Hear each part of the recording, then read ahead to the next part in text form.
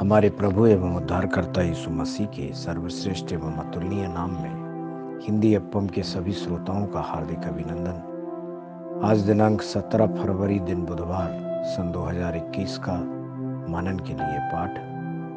आज का शीर्षक है पूर्ण विजय। रोमियो 6वें अध्याय के 14वें वचन में हम इस तरह पाते हैं, तब तुम पर पाप की प्रभुता न होगी, क्योंकि तुम व्यवस्था के अधीन नहीं वरन अनुग्रह के अधीन हो। अजीजों, पुराना नियम व्यवस्था पर आधारित है, नया नियम अनुग्रह पर आधारित है। पुराने नियम में व्यवस्था ने इस्राएलियों को अधीन बना लिया था। पापों पर विजय पाने का कोई रास्ता नहीं था, इसलिए वे पाप के प्रायश्चित के लिए हर साल मेमने की बलि चढ़ाते रहे। पवित्रता उनमें परिपूर्ण नहीं थी।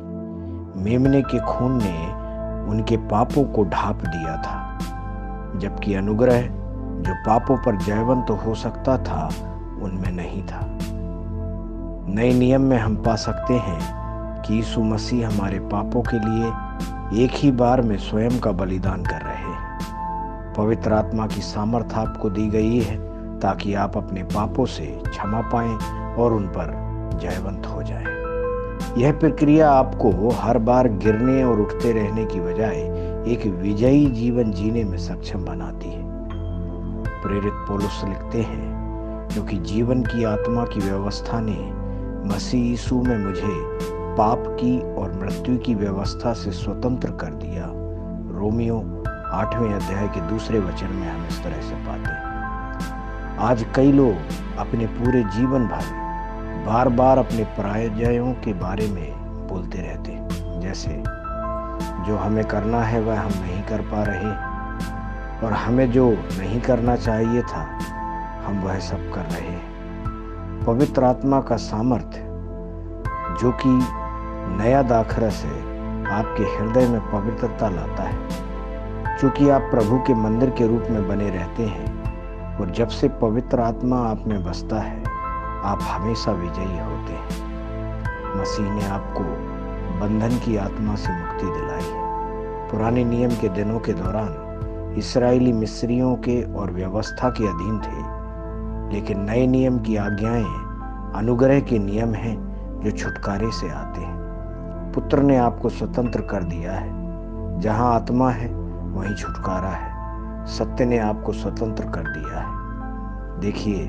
आत्मा के नियम और पुराने नियम में कितना बड़ा अंतर है। पवित्र शास्त्र कहता है, क्योंकि जो काम व्यवस्था शरीर के कारण दुर्बल होकर ना कर सकी, उसको परमेश्वर ने किया, अर्थात अपने ही पुत्र को पापमय शरीर की समानता में और पाप बलि होने के लिए भेजकर शरीर में पाप पर दंड की आज्ञा दी। रोमियो 8वें अध्याय के 3 वचन में हम ऐसा पाते हैं।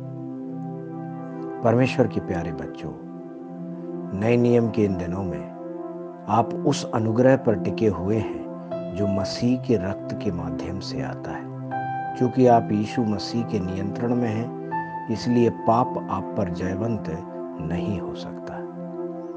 ध्यान करने के लिए आज जो वचन लिया है गलातियों की पत्री उसके 2 अध्याय के 20वें वचन से, जहां इस तरह हम पाते हैं, मैं मसीह के साथ क्रूस पर चढ़ाया गया हूं। अब मैं जीवित न रहा, पर मसीह मुझ में जीवित है। परमेश्वर करे इन वचनों के सुनने पर, पढ़ने पर, मनन करने पर और इनके अनुसार चलने पर आपको आपके जीवन में बहुत ऐसे आशीष दे। आमीन।